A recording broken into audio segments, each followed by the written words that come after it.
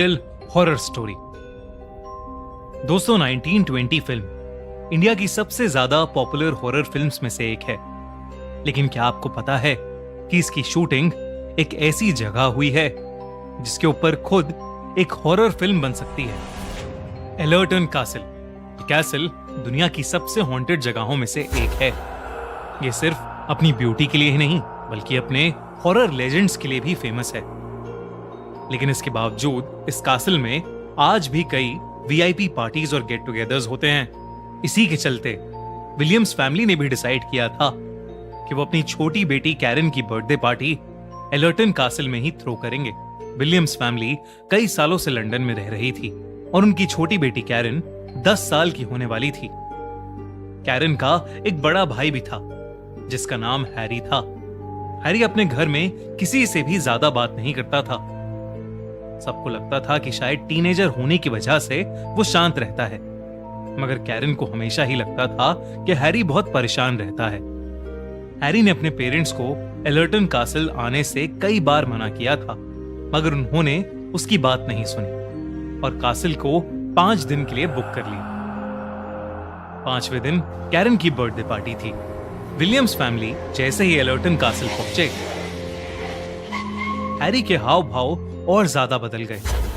ये बात कैरन ने नोटिस कर ली और उसने अपने भाई से पूछने की कोशिश की कि आखिर बात क्या थी, मगर वो कुछ नहीं बोला।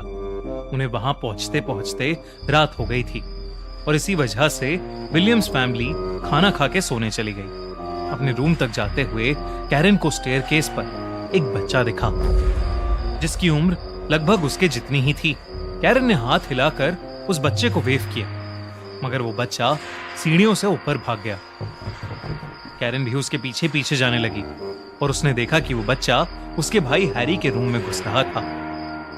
कैरन रूम के अंदर जा पाती उससे पहले ही उसने देखा कि हैरी दौड़ता हुआ अपने रूम से बाहर आया।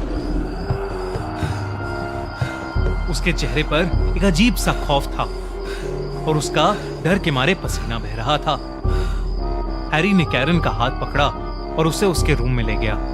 कैरन को अपने भाई के हाव भाव बिल्कुल समझ नहीं आ रहे थे, तो उसने हैरी से उस बच्चे के बारे में पूछा। हैरी ये सुनकर चौंक गया और उसने कैरन को उस बच्चे से दूर रहने को कहा। इसके बाद वो दोनों अपने अपने रूम में सो गए। सोते हुए कैरन को ऐसा लगा कि जैसे उसके सर पर किसी ने हाथ रखा था और धीरे धीरे वो हाथ उसके गले तक जा रहा था और अचानक ही उसे चोक करने लगा था। कैरन ने जैसे ही आंख खोली उसके होश उड़ गए। हैरी उसके ऊपर बैठा उसका गला दबा रहा था। कैरन डर के मारे चिल्लाने लगी और तभी उसके पेरेंट्स भागते हुए रूम में आ गए।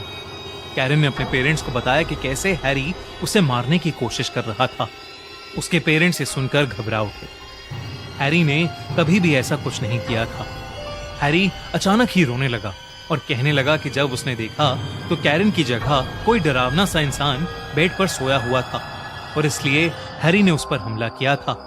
उसके पेरेंट्स को लगा कि शायद हैरी को किसी तरीके का भ्रम हुआ होगा, इसलिए उस रात उन्होंने हैरी को अपने रूम में ही सुला लिया। उस रात के बाद ज्यादातर हैरी अपने रूम में ही रहता था और वो अपने रूम की खिड़की से गार्डन में खेल रही कैरन को देखता रहता था। कैरन की बर्थडे पार्टी से 2 दिन पहले उसके मॉम डैड एलर्टन कासल से दूर किसी काम से गए थे। कैरन को कासल में अक्सर वो बच्चा नजर आया करता था जिसे उसने पहले दिन देखा था। उसी रात कैरन अपने रूम में बैठी अपनी बर्थडे ड्रेस को पहनकर देख रही थी कि तभी उसने शीशे में देखा कि वही बच्चा उसके रूम में झांक रहा है। कैरन जैसे ही मुड़ी तो वो बच्चा अब वहां नहीं था। कैरन दरवाजे से निकलकर कॉरिडोर में गई और उसने देखा कि वो बच्चा स्टेयरकेस के पास खड़ा स्माइल कर रहा था, मानो कैरन को अपने साथ खेलने के लिए बुला रहा हो। कैरन भी उसकी तरफ बढ़ने लगी, मगर तभी अचानक कुछ ऐसा हुआ कि कैरन के पैरों तले जमीन खिसक गई।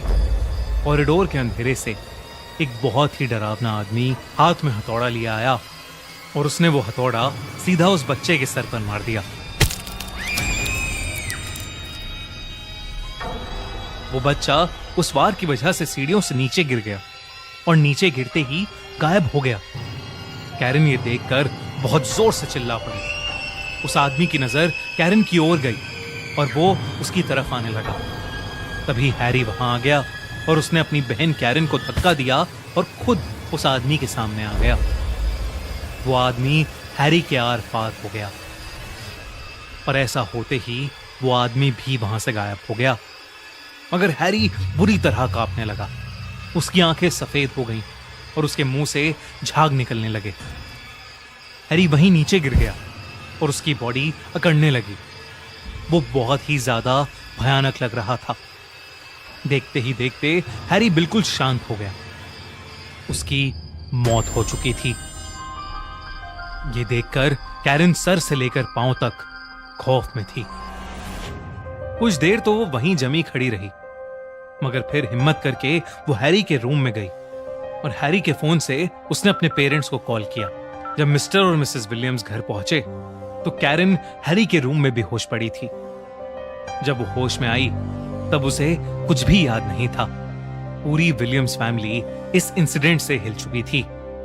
उन्होंने जब हैरी का सामान छाना तो उन्हें उसकी एक डायरी मिली जिसमें उसने लिखा था कि उसे मरे हुए लोग नजर आते थे। हैरी ने बचपन में भी ये सब अपनी मॉम को बताने की कोशिश की थी, पर उन्होंने कभी उसका विश्वास नहीं किया और हैरी का मजाक समझकर उसे इग्नोर कर दिया। हैरी को अपना एक गिफ्ट एक कर्ज की तरह लगने लगा था और वो कैरन की सेफ्टी के लिए बहुत परेशान रहता था। एलर्टन कासिल में आते ही हैरी को वहां रह रही आत्माएं दिखने लगी थीं और वो ये जानकर और परेशान हो गया था कि कैरन को भी उस बच्चे की आत्मा नजर आने लगी थी।